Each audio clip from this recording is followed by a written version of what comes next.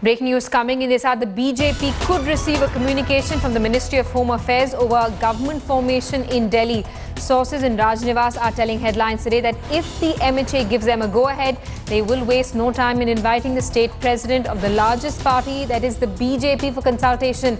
If the BJP is willing, then Rajnivas might give them an invitation to form a government right away.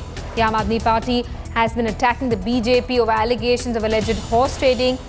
Party is also saying that it will be holding a presser at 11 a.m. to expose the BJP. Let's get a word from our Deputy Editor Ashar Ahmad Khan, who's joining us live from the National Capital this morning. Ashar, it seems that the BJP will in all likelihood form the government in the National Capital. Well, it's not unusual for the single largest party to be invited to form the government, but what we've seen in the last couple of months as far as government formation in Delhi is concerned, there is going to be a lot of opposition from the Aam Aadmi Party and the Congress. In fact, both have been reiterating their demand that fresh elections should be held in the national capital rather than the single largest party be given a chance to form the government, because they all feel that the numbers are not stacked in favor of the BJP as of now.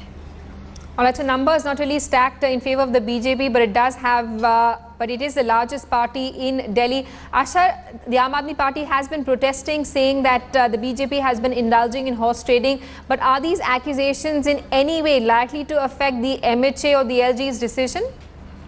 Well, whatever is done on the floor of the House. Whatever the allegations are being made, whatever the charges are being leveled against the BJP, as they say, the taste of the pudding is in the eating. So what happens inside the floor of the House, that is something which is absolutely important. As of now, we've seen that the BJP is still the single largest party. The strength of the assembly has gone down because 3 of the MLAs of the BJP have been elected as members of parliament. So clearly, putting all this into perspective, the BJP still remains the single largest party.